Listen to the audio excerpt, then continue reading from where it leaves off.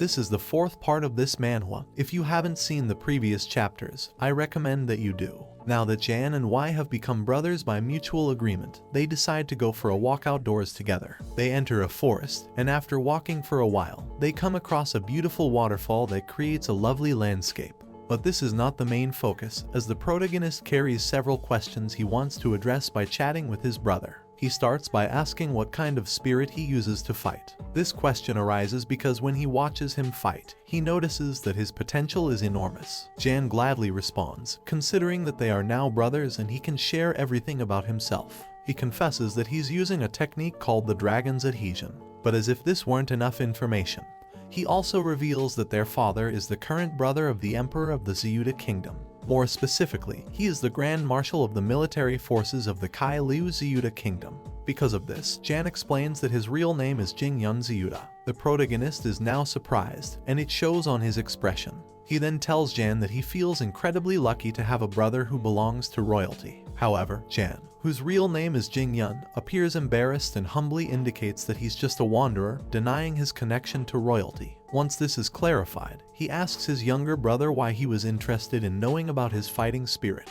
Was he trying to learn? Somewhat embarrassed, Y admits that yes, maybe he would like to learn from him, especially now that he knows about his royal lineage. But he understood that he couldn't ask him to teach his secret techniques since they belong to his royal family, and that would be impolite. To the surprise of our young light magician, Jan stops in his tracks and with a positive attitude, tells Y not to be foolish thinking that way. He assures him that he can teach him without any issue.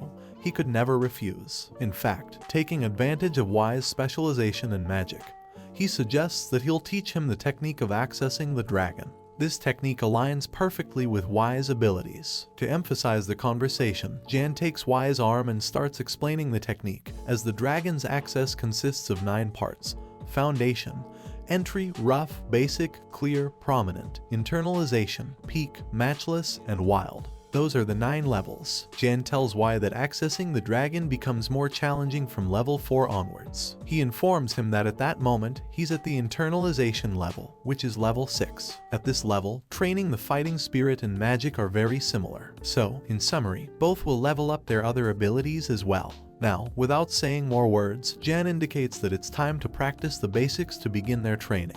This was unexpected for the protagonist, but it's obviously beneficial. So, the older brother tells him to meditate, as that will help his fighting spirit grow. Without further ado, they begin. During the practice, the protagonist realizes that Jan, who is a very strict master. Jan doesn't hesitate to scold Y if things don't go as expected, even though he doesn't have a long-established trust to reprimand the young man. Y can't be lazy and can't make mistakes in the forms he studies. Jan is truly tough. From that day on, the training becomes a daily routine.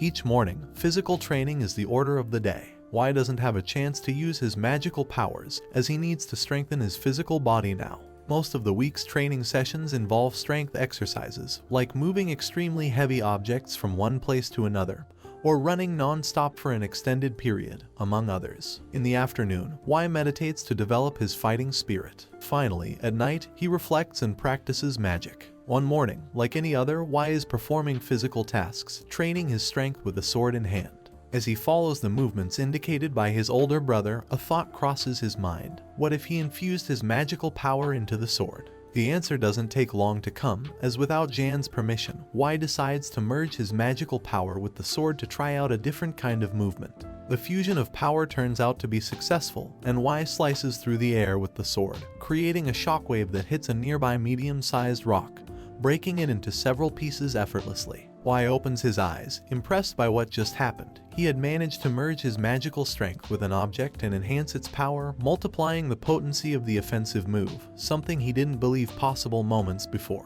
So, he decides to run to Jan to inform him of what happened. What he didn't imagine was that this would be more significant than he thought. A little later, he reaches his temporary teacher and older brother. He tells Jan about the fusion of his magic and the sword, and the royal man's reaction is indescribable. He's completely astonished by Y's account and takes the opportunity to admit that not only is it incredible, but also, a bit embarrassedly, that it has been many years since he last leveled up. Then, he explains that if magical power and battle aura are combined to strengthen a sword, one's strength will definitely increase without a doubt. Y listens attentively, but what he doesn't realize is that what he just discovered is incredible and motivating for Jan. Without explaining, Jan comically grabs Y by the ankle and leads him like a flag to a larger, quieter place to begin learning magic. It turns out that the older brother wants to learn magic and enhance that aspect to eventually level up in the dragon's access technique and become a more powerful individual. Later, at the foot of a giant mountain, both are seated facing each other in a cross-legged position. Y starts magical training for his older brother, explaining a bit of theory.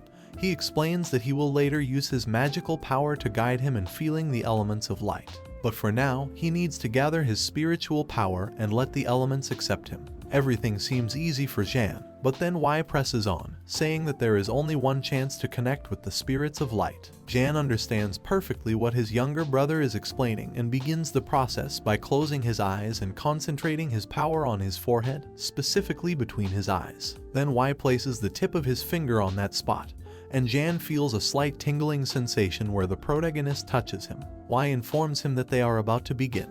In the scene, we see bright threads representing the spirits of light emerging from the protagonist's finger and traveling from his body to his older brother's. Y explains that the elements of light are entirely peaceful, as light is necessary for the growth of all things. He now asks Jan to use his heart to feel it and to accept that they are all children of light. Y puts aside the explanation he was giving to his older brother because he starts to feel that the light elements around him are gathering and approaching him curiously. Then, on his forehead, he feels his golden orb, which doesn't show any unusual manifestations. Up to that point, everything was going well, but suddenly, dozens of shining golden balls swiftly approach him. Nevertheless, Y remains calm and decides to accept them without even opening his eyes to maintain his concentration.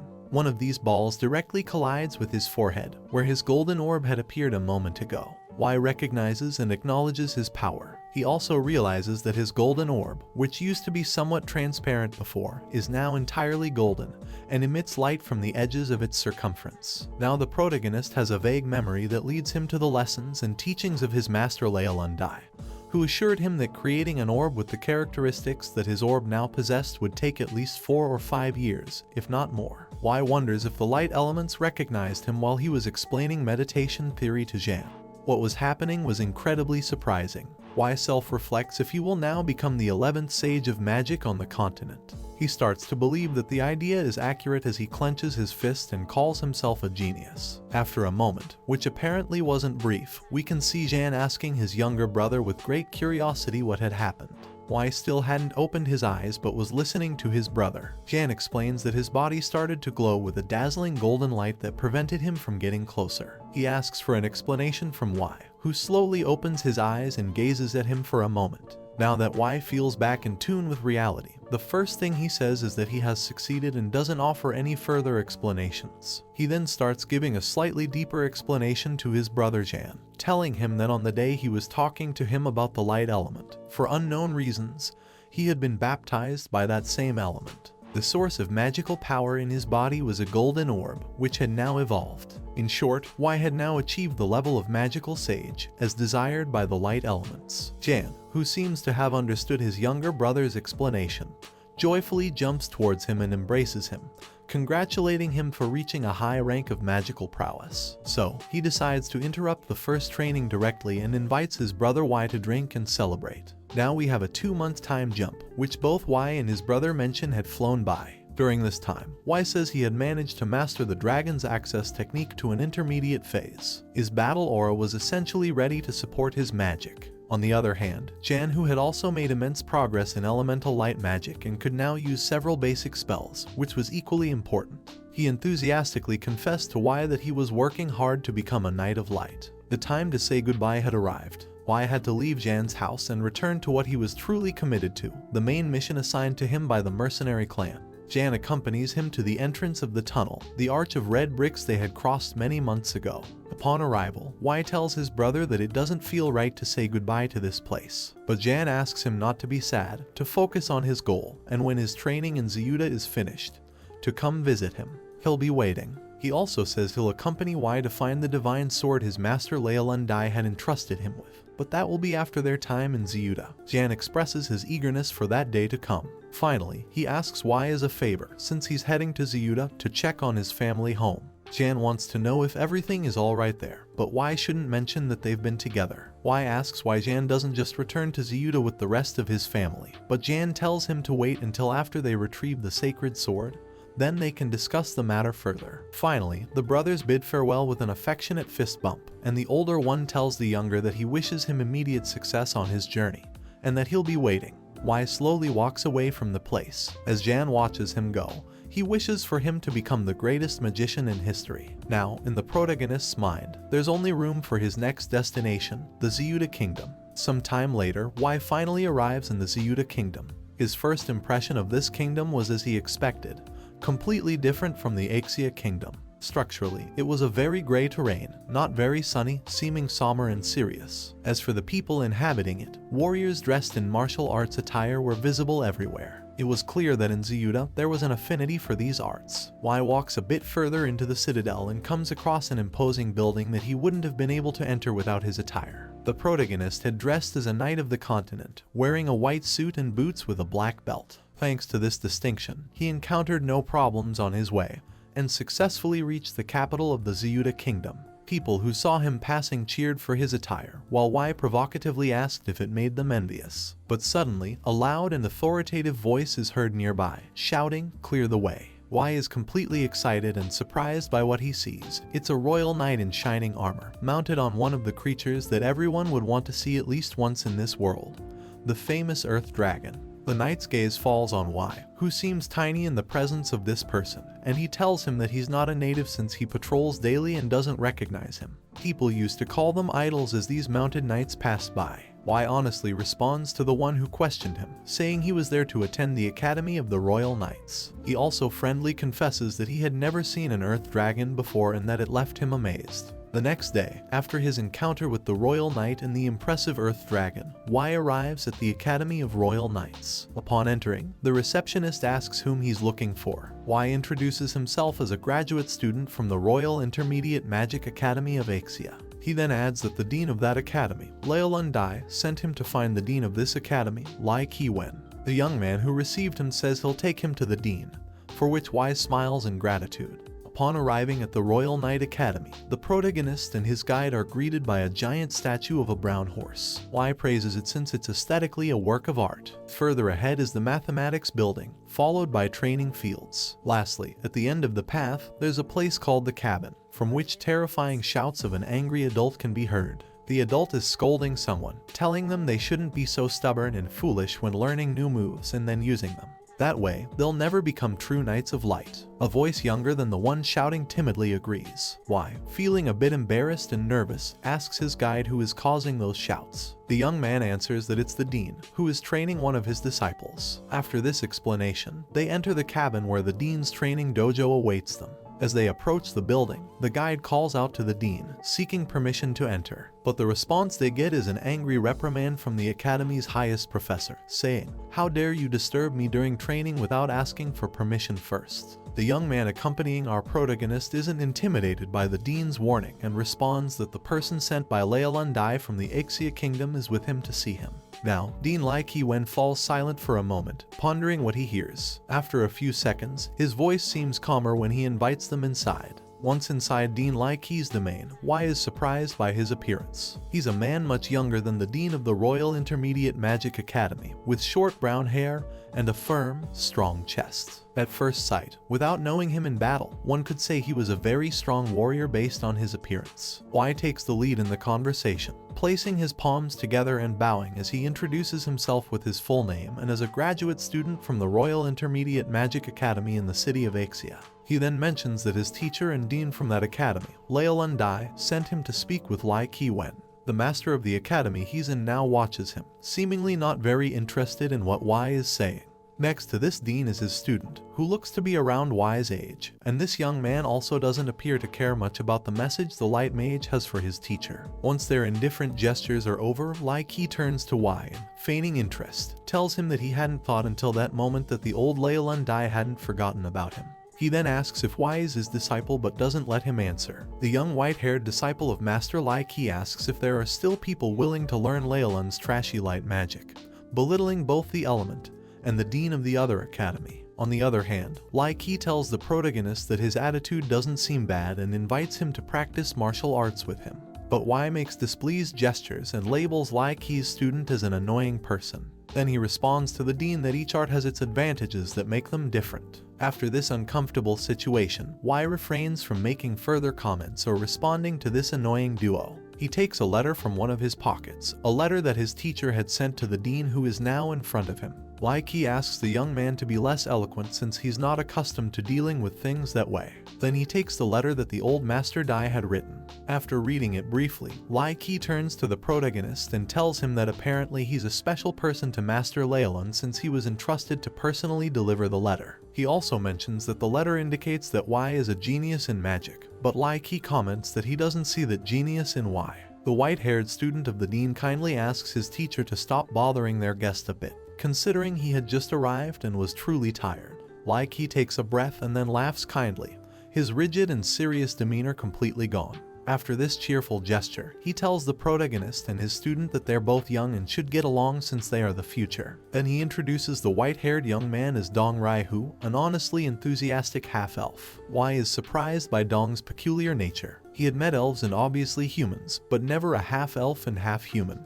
Because of this, he feels the need to show his admiration for him. Dong appears somewhat embarrassed and confesses that he has never been praised for something like that. Ignoring what the young man is saying, the protagonist goes straight to the dean and tells him that he was in a hurry to come but hadn't stopped for lunch. Lai Qi reassures him that it's alright and suggests that they go eat something and chat a bit. After a while, the three characters arrive at a place known as the Dean's Cafeteria. While sitting at the table, Y feels a bit embarrassed about eating more than he already had, but the dean insisted that he eat more. But if the dean asked him to, he had to comply. So, pretending to love the food, Y began devouring it without hesitation. Dong felt embarrassed on his behalf and, without intending to offend, asked the protagonist if his teacher Leolun Dai had starved him, as the way Y was eating was reminiscent of someone who had never eaten in their life. But the protagonist paid no attention to any of the comments and continued eating. Then the young half-elf became alarmed and warned his teacher that he should hurry up and eat something because it seemed his guest wouldn't stop until everything was finished. Lai Qi responded that he should also hurry or he would suffer the same fate,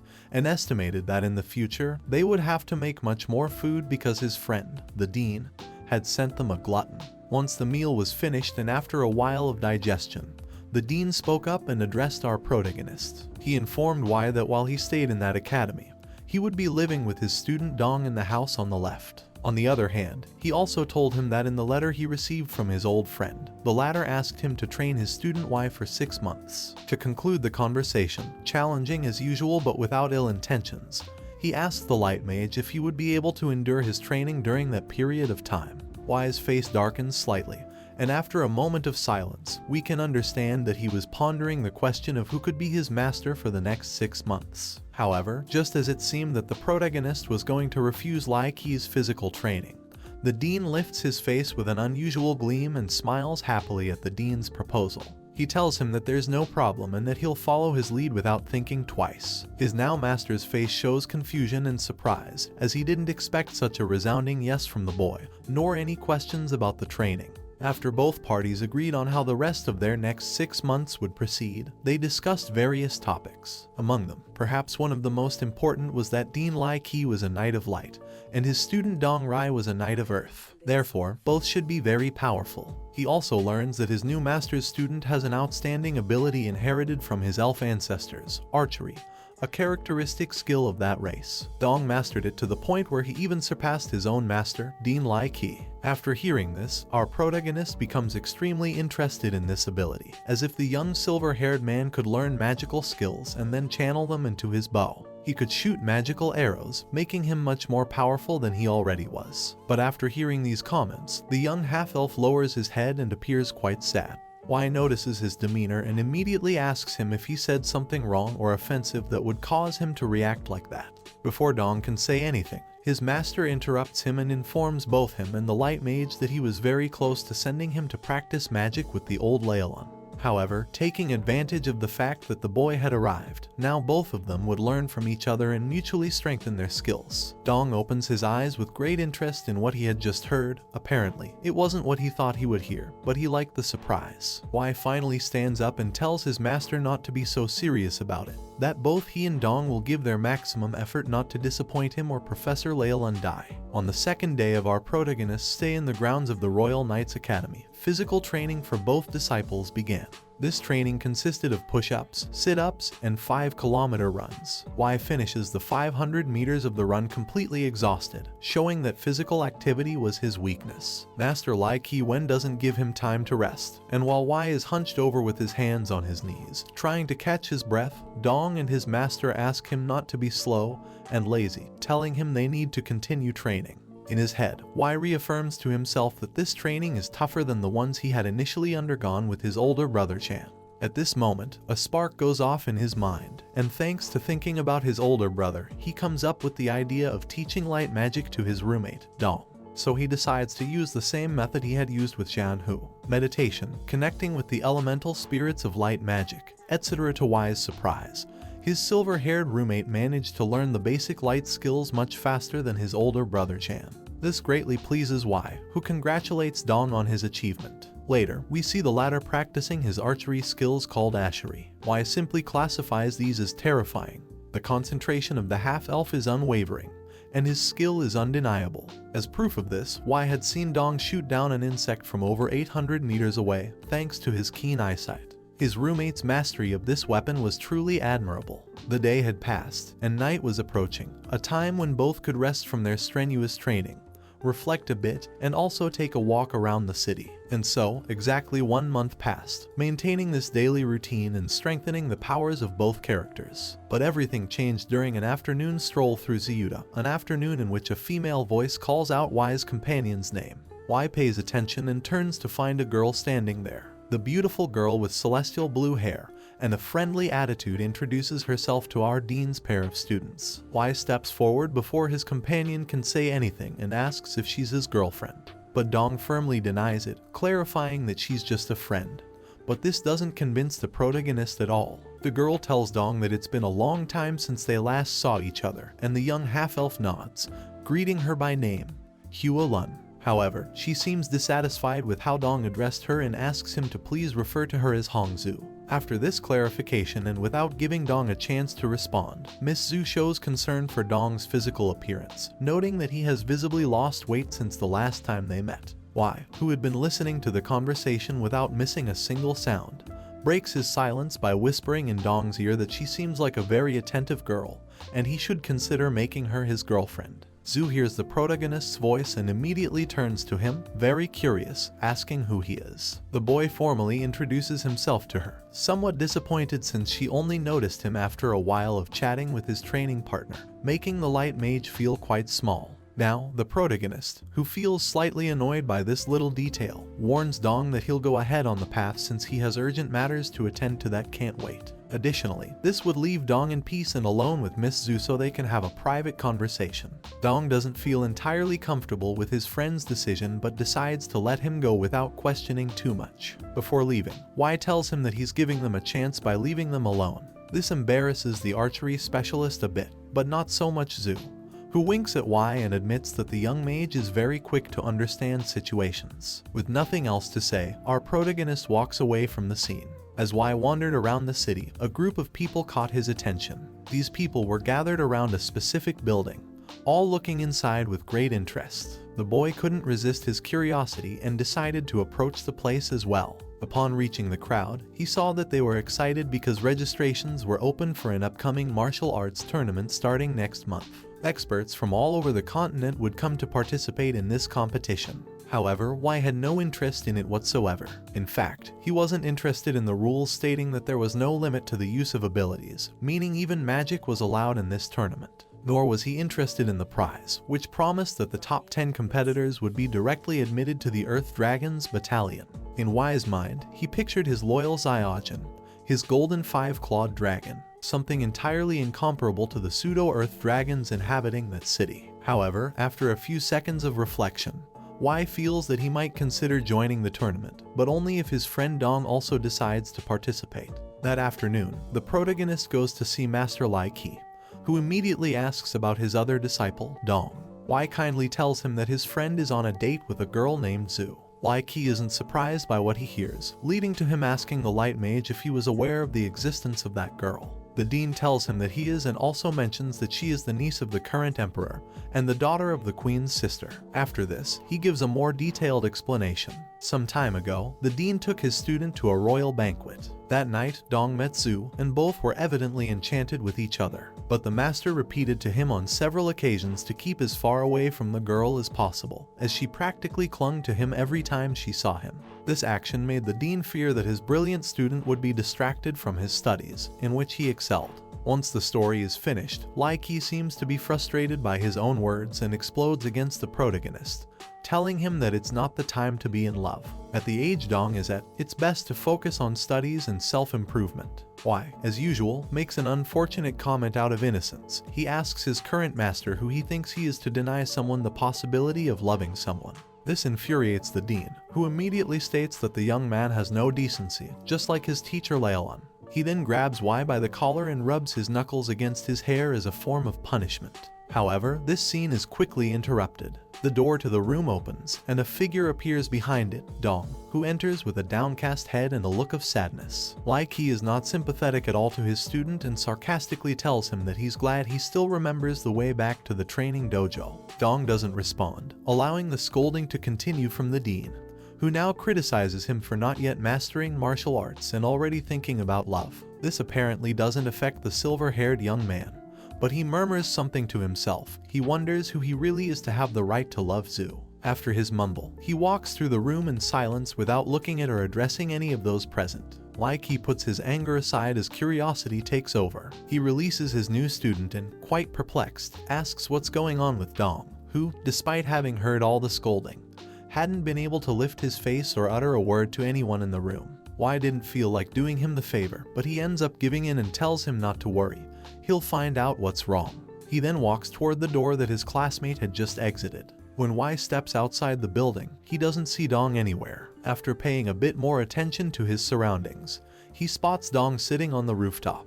Dong signals that Y can climb up if he wants, and the protagonist agrees, although with a bit of difficulty. Once on the rooftop, Dong apologizes to our protagonist for taking his anger out on him and on his master. Y has no problem forgiving him, as he wasn't offended at all. However, he was very curious. He wanted to know what was bothering him and why he looked so down. The protagonist believed that someone might have intimidated him a while ago when he left him alone with the girl. But apparently, that wasn't the case. So, the white-haired boy begins to explain what really happened. As it turns out, after our protagonist left him alone with Zhu, the girl asked him to take a walk through the city streets together. After a while of walking, they came across 3 young men in suits, who turned out to be sons of nobles. These 3 rich boys completely ignored Dong's presence and went directly to Miss Zhu. They asked her how a girl of her social status could walk alongside a guy as humble as her current companion. Dong couldn't say a word to defend himself because one of these 3 guys told him that he couldn't even be considered a person. After this, one of them concluded their conversation by saying that he's a bastard. After these last words, Miss Zhu responds to these 3 wealthy individuals that they've gone too far with their comment. Meanwhile, young Dong clenches his fists very tightly. The veins of his anger were even visible.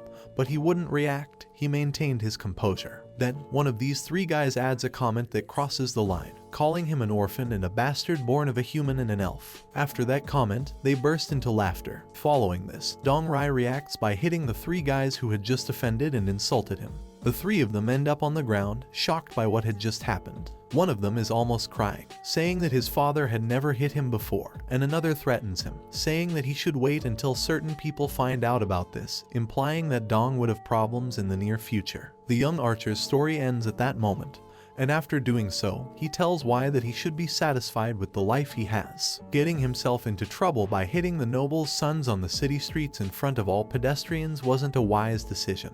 He also mentions that he's very afraid of causing a problem for his teacher Lai Qiwen, and he clarifies that wasn't his intention at all. What Dong didn't know was that his teacher had been listening to his story and every word with great attention from the lower floor of the house. Lai Qi seemed very sad because, knowing his student very well, his temperament and composure, hearing that his reaction had been to hit other people, he understood that the insults must have affected him deeply and hit his heart. He must have suffered a lot from this in his past, or he wouldn't have reacted in that way. Back on the rooftop of the training dojo, Y quietly tells Dong that he's selfish. This leaves his training partner puzzled. By the look on his face, it's evident that he's asking for an explanation from the protagonist for what he just said. The latter tells him without hesitation, but with a touch of humor, that he should take him with him when he fights someone else because he shouldn't underestimate him. He's really strong. Both of them laugh, while downstairs their teacher is internally complaining, as Y is encouraging him to continue being himself. Y now takes control of the conversation and shares a small secret, or at least something he hadn't revealed until now. He tells Dong that before arriving where they are now with him and Master Dean Lai Kiwen, his magic was already at the level of a scholar. He then uses an ability called Pure Energy, creating a bright ball of light in the palm of his hand that expands in size as the seconds pass. This scene is observed by the dean from the lower floor, who opens his eyes wide in amazement and says that what he's seeing is a level 8 direct light magic. In fact, the strongest magic of that level. This makes it clear how powerful his new student is despite his young age. Thus, he confirms that Y is truly a scholarly light mage. Back on the rooftop, our protagonist promises his new friend that he'll stand by his side to defend him when he's offended and won't hesitate to hit whoever does so. Dong smiles gratefully and also pays him a compliment, saying he's very powerful. Y responds that together they will forge their own destinies in the future, and the social statuses of each other won't matter. Dong nods, and both take the protagonist's words as a promise to fulfill. The next day, Master Lai Kiwen decides to give his pair of students a day off, thinking it would be a peaceful day under the beautiful spring sun. But he had no idea that things would start off very badly, at least for the two young men.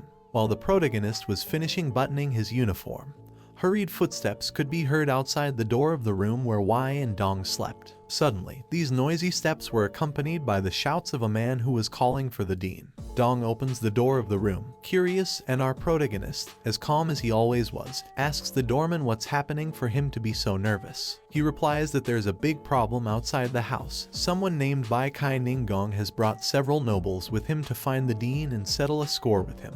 The doorman doesn't know well what's going on or why the nobles are taking this action, but he warns that there are around 100 people outside the house since each noble came with their family. The second problem was that if they didn't make a decision as soon as possible, things would become much more problematic for them. The people who were guarding the dean's house, which was now facing the enemies, didn't have much strength left to contain them. And the final straw was that the dean wasn't at home at that moment to calm the situation, as he had gone on a visit to the academy. Now more people unrelated to the aggressors were gathering, approaching the scene, wondering who had been capable of offending Duke Filchnim, as that action was practically like wanting to die. Y steps forward to face the problems. A nobleman notices him and informs that this was young Zhang, who had offended the family. Dong notices this and tells his companion not to approach them, to wait until he himself talks and tries to reason with the protesters. But the protagonist doesn't listen and continues forward. The mage reaches the crowd and amiably asks the people what the reason for their anger and commotion in front of the Magic Academy was. Some women in the crowd wonder who the protagonist is, downplaying his presence, and tell him they'll only talk to the dean.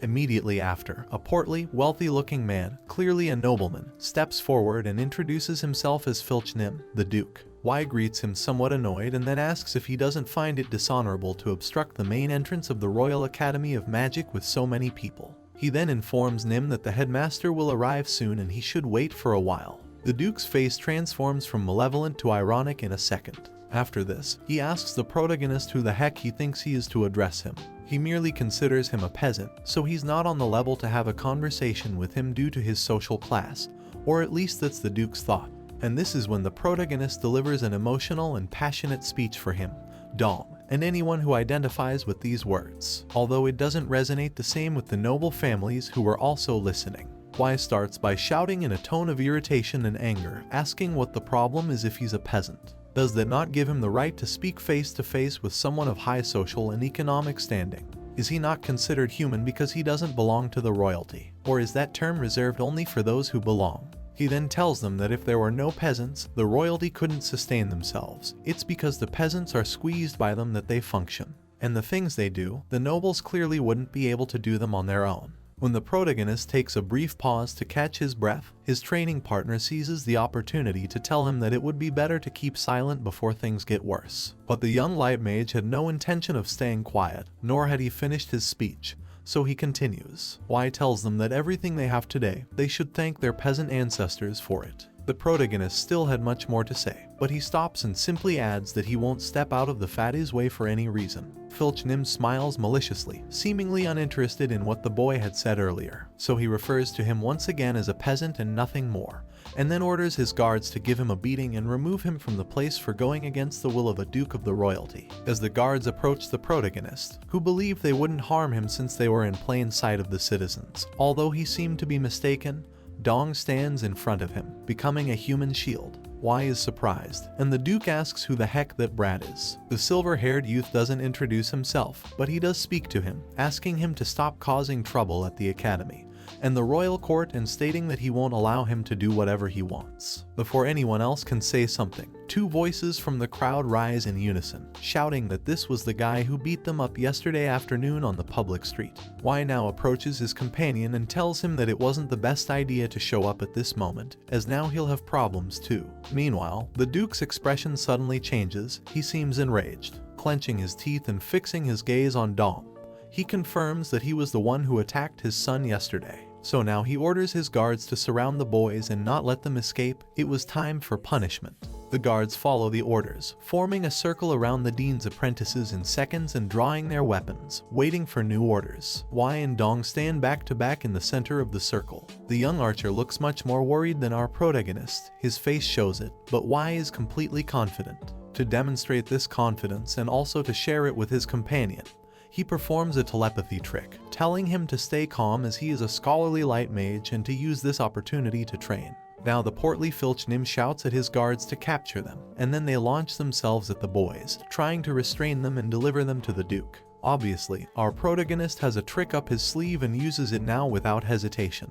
He summons a field of light, using an ability called Divine Fighting Spirit, and thanks to this, none of the guards can approach them. They're repelled backward. The Duke now opens his eyes, very surprised by what he sees, just like the people who are watching the event attentively. Nim says that obviously these kids are too powerful, which explains why his son was defeated so easily yesterday. Filch Nim seems unwilling to surrender to the formidable power of the light mage and his companion. He orders his guards to attack all at once, believing that if they outnumber them, they still have a chance to win. Y hears this and feels completely disgusted as he interprets the Duke's words as a threat to them. He decides to show his anger and more of his power. The protagonist closes his eyes and focuses. Then he asks the great elements of light to heed his call and lend their energy to him, so he can summon great beams of light that fall infinitely around them. Before releasing the first of these beams, Y taunts his opponents by telling them that anyone who wants a beating should not hesitate to come closer to him. The panicked looks on the faces of all the spectators were clear, and their actions confirmed it. They didn't want to take another step, fearing being hurt by the boys who promised to teach them a lesson if they did. The Duke relaxes but doesn't appear scared. Instead, he seems entertained. He admits to having underestimated the light mage, and after witnessing his magic use, he tells the two boys that it's now his turn to show why he has achieved the rank of Duke within the royalty. Following this, a brilliant circle of light appears around him, and after this event, a pressure begins to fill the atmosphere, which is felt by the two rivals of the portly man. Filch Nim smiles upon seeing the expressions of the boys and then confesses to them that he too is a light mage, making it clear that his master and dean of the Royal Academy, like Wen, is not the only one with these abilities in the Zuda region. Y and Dong can hardly believe what they're hearing, and while they're intrigued, they're also a bit intimidated by the fact that the portly man is a very strong opponent. However, our protagonist is always obstinate, and despite being surprised by this revelation,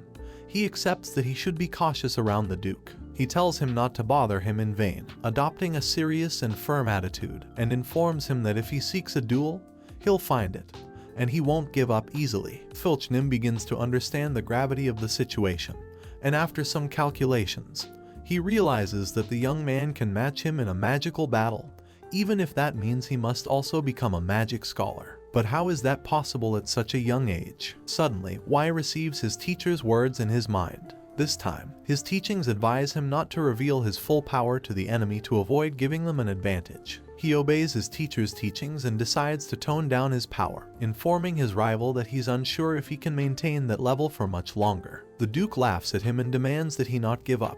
However, it's futile as our protagonist chooses to lower his head and end the confrontation, which would have likely been an excellent battle, but the outcome wasn't guaranteed to be in his favor. A voice, along with the presence of the dean, reaches the scene. Master Lai Ki-wen appears in what until recently was the battlefield. The dean addresses the duke directly and asks him to please abandon his stance of conflict and explain what was going on. The portly man believes this is the best course of action as well, so he agrees to calm the situation and then proceeds to explain the issue and why he had shown up at that place. Now the portly man explains to the dean of the Royal Academy of Knights that the previous afternoon, one of his students had assaulted several aristocrats' sons in the city and, most importantly, his own son had been seriously injured. After presenting the reasons for his presence, he asks the dean how he intends to resolve this matter. Lai Ki-wen takes a moment to ponder, then reacts and tells him that the version he heard from his student doesn't match what he's being told. He explains that, according to Dong, his reaction was justified because all the noble children he encountered that afternoon had harassed him, insulted him, and offended him relentlessly. So, considering it carefully, his student's reaction was completely justifiable, at least from his perspective. The duke doesn't take kindly to what he hears and merely asks if the dean is siding with his student then. The dean requests to see his son's injuries so he can better understand the severity of the situation. Immediately after, Filch Nim's son approaches the two adults and, pointing to his face, shows that his left cheek is completely swollen. From a distance, the two boys observe the duke's son's face, and our protagonist scolds his companion for hitting him so lightly. Dong regrets not hitting him harder but acknowledges that he had to restrain his strength to avoid causing greater and possibly irreversible harm.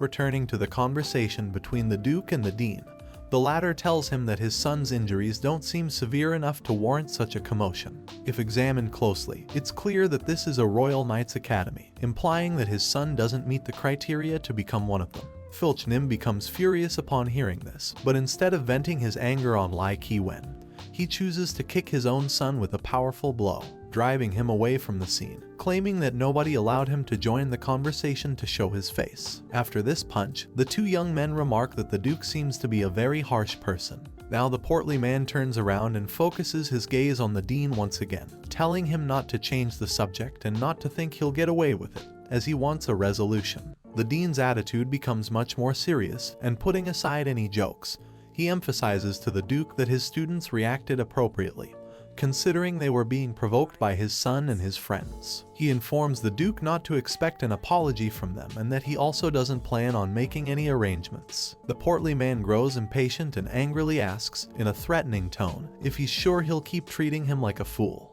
However, the dean's response comes not in words, but in actions. After Lai Ki-wen, several professors from the Royal Academy of Knights of Light appear, and following them is an army of students who have been trained to become the country's future. All the instructors for these students are also Knights of Light. It's possibly the most powerful army currently existing, and the protagonist states that the only way to defeat them would be with an immense army of earth dragons. The duke panics and begins to step back, attempting to leave the scene. But as this was a conflict that was just beginning and he didn't want it to end with nothing resolved, he informs Lai Ki-wen that he will inform His Majesty about what happened. In a threatening tone, he warns that this won't be the last time they see his face. As the dean and the duke couldn't come to an agreement and couldn't find a way to resolve the issue, they both agreed to seek the decision of the king of Zuda regarding the conflict that had started the previous day. So, together they headed to the city, more precisely to the king's chambers. Meanwhile, our protagonist and his training companion return to the cabin where they live while their training continues. They sit down to wait for news, which will likely take a while to arrive. The hours passed, and with them, the anxiety and nerves of our characters increased. Suddenly, the cabin door opens, and the presence of the dean enters the scene. His expression wasn't the most favorable, and the young men feared he might have been adversely affected by the king's verdict. They allow him to enter the home, let him settle in, and it's Wai who breaks the silence with anxiety, almost shouting as he asks his current teacher if the king sided with them or with the duke. Lai Ki-wen begins to explain what happened. It turns out that both sides explained the case to the king and presented their respective positions. Apparently, the king wasn't satisfied with what Lai Ki-wen had to say, so he chose not to side with him. However, he also wasn't pleased with the duke's words, so he remained neutral. After informing them of this, he sentenced both parties to 50 lashings each. Wai makes an absurd expression, thinking to himself that this was nonsense. But that wasn't all. Their teacher had more to tell them. The king had ordered both of them to assemble the best possible team to participate in the kingdom's quinquennial tournament. Once the competition concludes, the loser, the one with the lowest score in the tournament, should apologize to the other, setting aside their ego and pride. Wei and Dong begin to protest the king's decision after their teacher finishes speaking. They still held the idea that they had been the victims since they had been offended, insulted, and discriminated against. Their reaction was a result of that and nothing else. However, Lai Qi-wen doesn't pay attention to the boys' complaints and was already thinking about how to form the group of 5 that would participate in the tournament. The only thing that might have made him doubt the level of his team against Filch Nims was the fact that the latter's son would likely participate, and they would have to face him as well. That could become a problem since the son was very powerful. Wei interrupts his teacher's calculations by saying not to treat him and Dong like kids, implying that he should have more confidence in their abilities. He adds that his teacher shouldn't worry so much about the level of the opponent since, for example, his younger son had shown himself to be quite weak. In response, Lai Qi-wen becomes furious and scolds his new student for underestimating their rival's powers without knowing them. He then informs him that the other son of Duke Filchnim, the older one, is the commander of the 2nd Battalion of Earth Dragons. He adds that his strength is the second most powerful within the Earth Dragon Battalion since the most powerful of all is the commander of the 3rd Battalion, better known as the Battle Tiger, the king of Zuda's son. This leaves our protagonist surprised, wondering if the person his teacher was referring to could be none other than his brother Jan. Now Lai Qi-wen steps away from the room to think for a moment. After a pause, he tells Wei that they haven't heard from this person in 8 years, so it's very likely that he has already reached the rank of a light knight, which could be detrimental to them. But regardless, they had to be patient to see who the Duke would gather for his group. However, Wei isn't paying attention to what his teacher is saying. He's lost in his thoughts, where the figure of his brother appears. The protagonist knows very well that if the group selected by the Duke possesses the same power as his brothers, they're bound to lose. They would never stand a chance of winning. The protagonist's thoughts and his teacher's words are interrupted by a motivating shout from the young man with white hair. Dong addresses both of them and tells them that they must win at all costs since they are the good guys and the ones who were assaulted the previous day. Now addressing their teacher, he speaks for both himself and the protagonist, informing him that they are willing to give their lives in the group confrontation, and that they will be the winners. Wei approaches Dong and, capitalizing on his companion's enthusiasm, stands alongside him and tells their teacher that it will be so, they will win. To the surprise of both characters, the dean doesn't react as they expected. First, he calls them foolish for labeling themselves as good people. Then he asks them if they truly understand what it means to be a good person. Without waiting for their response, he begins to explain that the Duke and his group are good people. He aims to make it clear that despite this dispute, which demonstrated a certain lack of respect, it doesn't mean they are bad people. Wei and Dong feel a bit uneasy about his words, and immediately they concede to Lai Qi-wen's point. However, apparently, just conceding wasn't enough for the dean, who now scolds them for being 2 very young kids who nevertheless feel qualified to judge who is good and who is bad. To make them understand his lesson, he gives them an example. The example states that Duke Filchnim has somewhat disrespectful behavior that might make him appear to be a bad person. But in reality, he makes the best political decisions for the city of Zuda. He then asks them if they dare to call Lai Qi-wen a bad person now. The 2 young men lower their heads in remorse and promise not to fail their teacher, who believes that the Duke won't make things too difficult for them. The next day, the first to wake up for training is Dong, who wastes no time and takes his bow and arrow to begin his target practice routine. His first shot hits dead center on the target. After this, the protagonist appears and warns his companion that the tournament will be truly tough, so he should take advantage of and use his strong suit. But Dong doesn't understand what advantage Wei is referring to. The protagonist explains that he's referring to his archery skills, which are impeccable and probably the best in all of Zuda. But the half-elf responds that this ability isn't something so impressive that their opponents would fear it. The protagonist smiles as he has a better plan for his companion.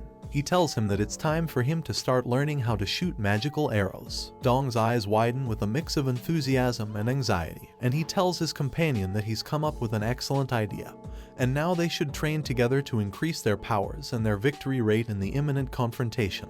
Wei quiets him by putting his finger to his lips, gesturing for him to be quiet, and tells him that this will be their secret weapon. Despite this, Dong covers his mouth, as if apologizing for not being discreet enough. Nonetheless, Master Lai Ki-wen had heard him, but he didn't take it seriously, as he considered it just boys' talk. Later, the duo of protagonists returns to the cabin and doesn't find the dean anywhere. They think he has gone to find his team members, so it's the perfect time to train their secret weapon. But a call interrupts them.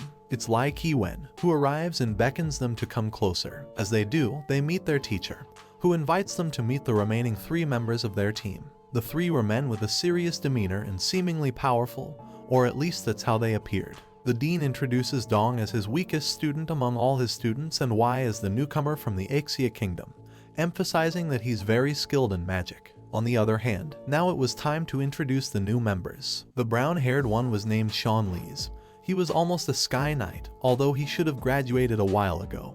He chose to stay and train to perfect himself further and be better prepared for graduation. He was one of the best martial artists in the academy. The second, with blonde hair, was named Kim Gae and was on par with the first man introduced. Lastly, a black-haired man named Swiss Malik, who, when introduced, respectfully greets the young men. According to the dean, this was the most powerful student in the academy.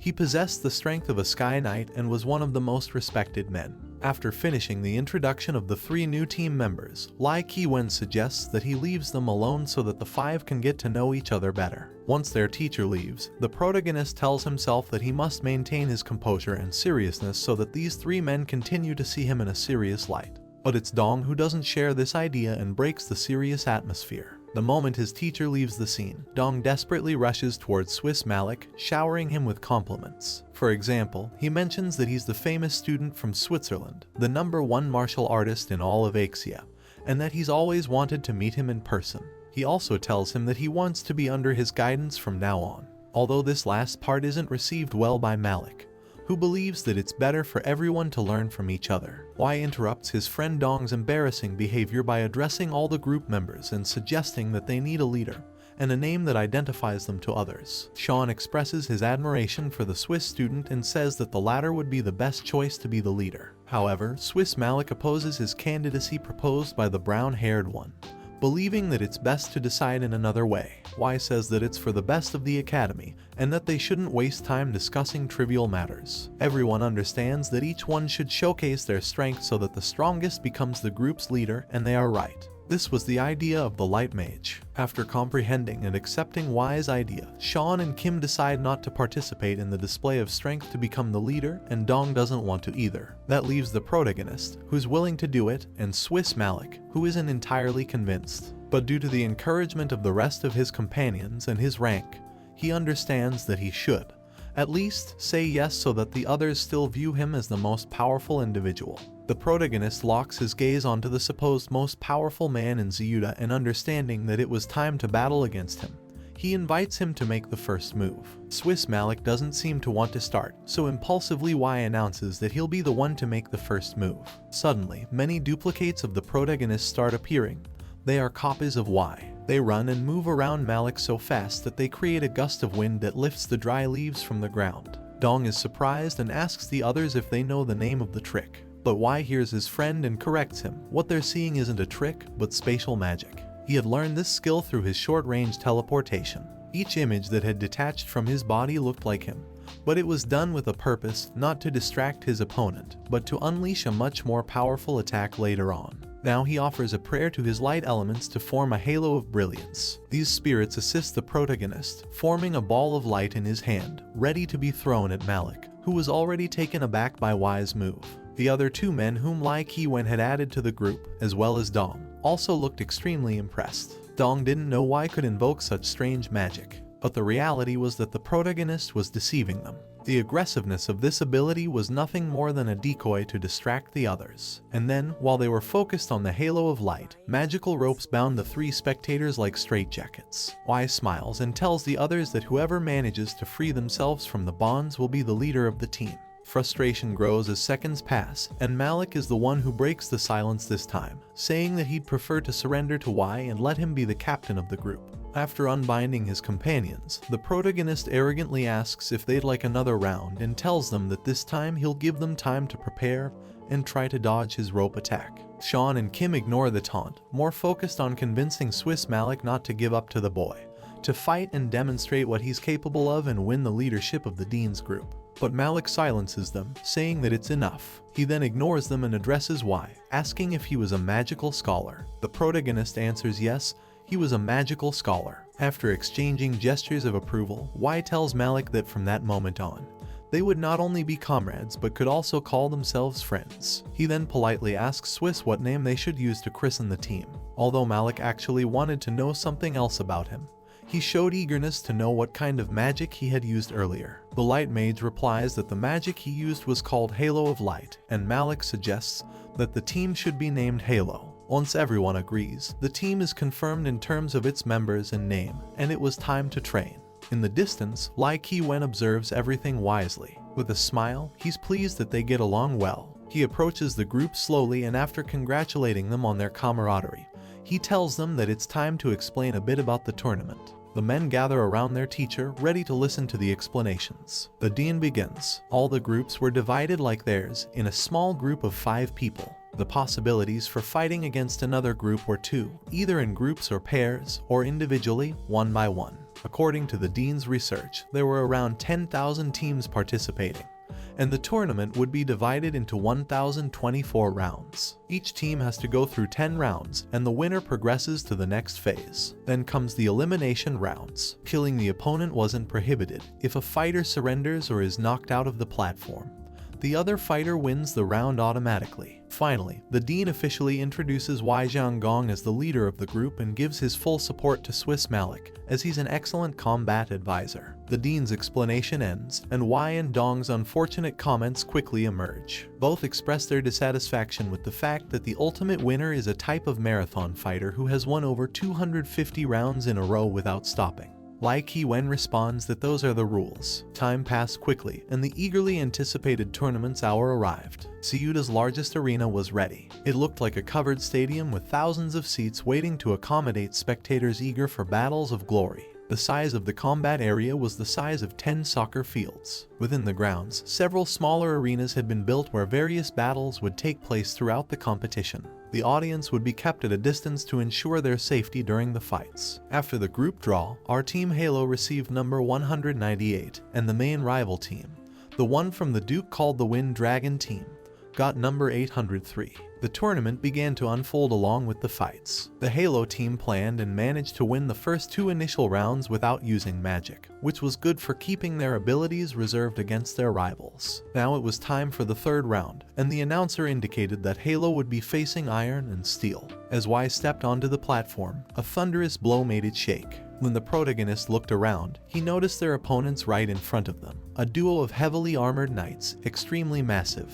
Their swords were at least 10 times larger than a regular sword. The protagonist understood that their strategy was based on strength, as if they collided with their opponents, they could easily toss them off the platform due to their large size and brute force. However, Y's concern didn't extend to his teammates who would be fighting them. Sean and Kim, both armed with longswords. They felt super confident and weren't afraid of the big knights, which they made clear. This displeased the bulky duo, who charged at the members of Halo seeking a quick victory. Iron and Steel launched themselves together, aiming to concentrate their joint attack on one of our warriors. The chosen target was Sean. He lifted his sword high and absorbed the attack from the 2 knights, who despite their strength couldn't break his resistance. Then, with a simple wrist turn, Sean reversed their joint attack and repelled them, sending them flying far from him. Both fell defeated on their bellies. Kim got annoyed with his teammate, saying he should have left at least one for him.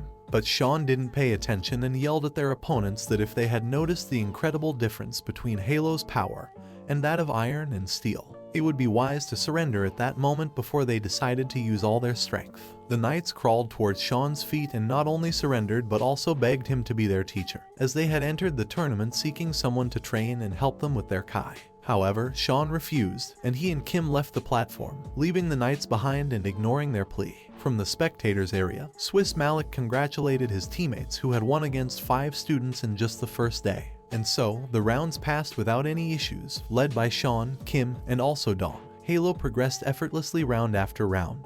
In each round, as they were so accessible, the group took as much time as possible to watch their rivals fight and be prepared if they were to face them in the future. After a long while, Halo reached the quarterfinals. Before starting, they stopped to watch their opponent to defeat Wind Dragons from Filch Nim's team. The striking and at the same time worrisome thing for our team was that the Wind Dragon only fought its rounds with a single fighter. This fighter emerged victorious without assistance, seeming as powerful as an Earth Knight. And in the end, they also reached the quarterfinals by defeating 5 people on their own in their last battle. Once the preliminary rounds ended, participants and teams that were still in the competition were given 4 days of rest. So, taking advantage of these idle days, Y told the rest of Halo that it would be best for them to focus on their individual abilities and refine their coordination as a team, rather than constantly observing the others. Dongrai was showing the most improvement, abusing his power with the bow and arrow, which he could now combine with light magic to double its potency. His innate ability to attack natural elements and the guidance provided by Y in regard to his magic made him even stronger. The encouraging thing for the group was that Dongrai had mastered intermediate magic.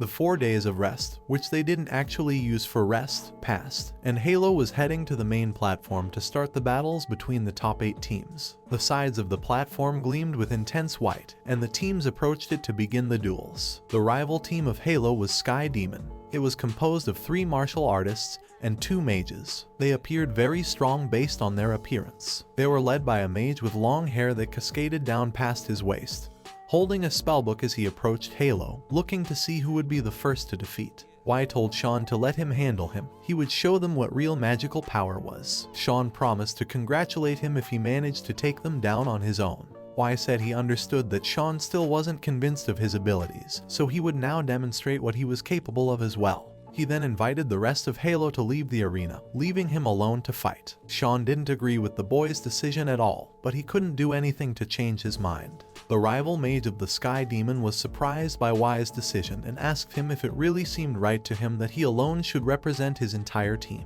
The protagonist said he agreed and could handle it, also clarifying that it was his first fight in the arena and he was ready to do it. The protagonist stands before the Sky Demon mage, puffing out his chest and showing pride as he tells them that he will be their opponent without a doubt. This doesn't sit well with his rivals, who become furious as they feel underestimated by the young mage. They tell him that even though he may be agile and resistant, he won't be able to withstand the combined attacks of their group. The mage and leader of the Sky Demon instructs his companions and brothers to catch him and teach him a lesson about arrogance, while the rest of the group charges at Y. The long-haired gray mage invokes the water elements and asks them to form a dragon of that element. The giant stream of water emerges beside him and begins to take the form of a dragon, ready to attack when the mage signals. But it doesn't end there. The leader of the Sky Demon also calls upon the forces of fire to summon a dragon of that element. A burst of flames erupts from his other side, and a dragon emerges from them, also with an aggressive appearance and ready for combat. Y watches the spectacle put on by the rival mage and smiles excitedly, thinking it's an excellent way to assert dominance. However, there's still a clear disparity in level between him and his opponent, so he doesn't worry in the least. The protagonist extends his arm and asks the light elements to grant him their strength. Light trails then form in the air and start converging in the palm of his hand until it disappears, consumed by the element he's summoning. Once he gathers enough power, he uses the 9 divisions of light movement, which forms a force field around him to protect against his opponent's attacks. The Sky Demon mage seems unaffected by a mere flash of light and commands his 2 dragons to attack him anyway, causing the water and fire creatures to launch themselves at the boy. Upon colliding with the force field, an explosion occurs, like a clash of energies, temporarily blinding Y's opponents. No one can precisely see what's happening. Once the image returns, it's evident that the explosion generated such an impact that the Sky Demon members have all fallen off the platform. The victory belongs to Y, who celebrates his triumph by making a peace sign with his index and middle fingers while sticking out his tongue. The announcer proclaims the Halo team as the winner. Y then leaves the platform and joins his teammates. Dong is the first to greet him, extremely impressed by his teammates' use of magic. He tells Y how incredible its effectiveness was. Y takes the opportunity to give a lesson and tells the white-haired boy that this is why he needs to learn to use the magic he taught him properly. As the tournament continued, the rest of the Wind Dragon team gradually revealed themselves. The fighter who had appeared until now was an Earth Knight, the rest of the members were all Sky Knights. The Earth Knight hadn't revealed all his strength yet, and the protagonist knew this, feeling somewhat intimidated by it. Now it was Halo's turn to face the Prince Protector's team. A Grey Knight appears, his face uncovered. Y knew it was Janhu's older brother and he looked very powerful. The Light Mage greeted him politely and said it was an honor to fight against the team representing the king. The handsome Grey Knight told him they had seen him fight before and knew he was a powerful mage. However, he then threatened him, saying it would be Halo's last day in the tournament, as they would eliminate them. Y brushed off the taunt and asked if he was the king's son. He replied affirmatively and introduced himself as Shayan Zyunda. Y then told him he would put his team to the test to see if they could really eliminate them as he planned.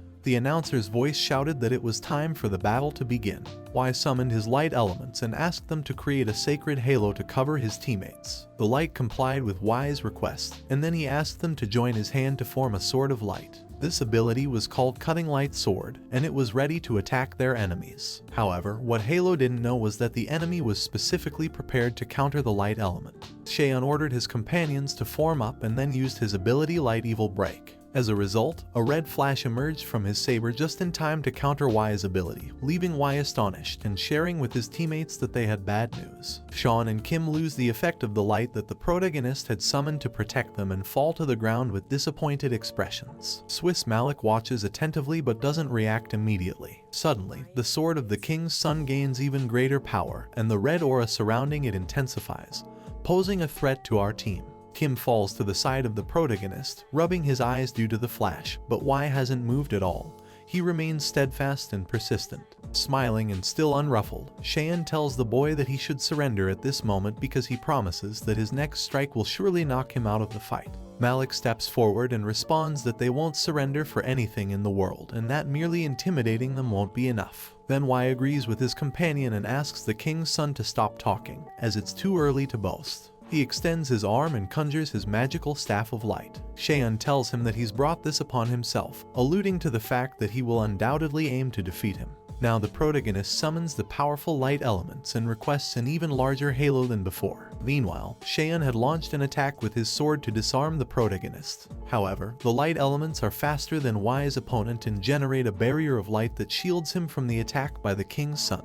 The red-colored attack shatters, and the captain of the Prince Protector and King's Son feels surprised by this. He had underestimated the young light mage and didn't realize that the boy was from the scholar class of magic. Shayan congratulates him but also states that he intended to hide his strength until the final stages, but Halo left him no choice. He had to use it right now. The entire group of the Prince Protector raises their swords in the air and merges their kai into a massive streak of reddish color, akin to blood. Seeing this, Malik and Dong Rai become deeply concerned. Swiss Malik explains that what they're facing is divine combat kai, which is very bad news. Without further hesitation, Shayan orders his companions to attack using the bloody behavior ability. Y doesn't give up and directs his spell straight into the center of his opponent's bloody behavior, seeking the breaking point of the skill. A massive explosion of red and white erupts on the platform, leaving participants from both groups temporarily blinded. After a few seconds, the light dissipates, and we can see the protagonist panting, leaning forward, acknowledging his fatigue. On the other side, Shayan recognizes that Y's magic is far too powerful, and has left him in a state where he can no longer continue fighting. And neither can his companions. Malik offers him the option to surrender, but this isn't the solution Shayan wants. He still has an ace up his sleeve. The king's son summons his magical beast, Zioying, a splendid giant eagle that descends from the skies, impressing everyone who lays eyes on it. Smiling as if he knows everything will be alright, he tells the bird that they should merge. And that's how the fourth part of this manhwa ends. If you have reached this part of the video, let me tell you that you have been one of the few people to make it here. So comment the word light in the comments. Remember to subscribe to not miss any videos. With that said, see you in the next video.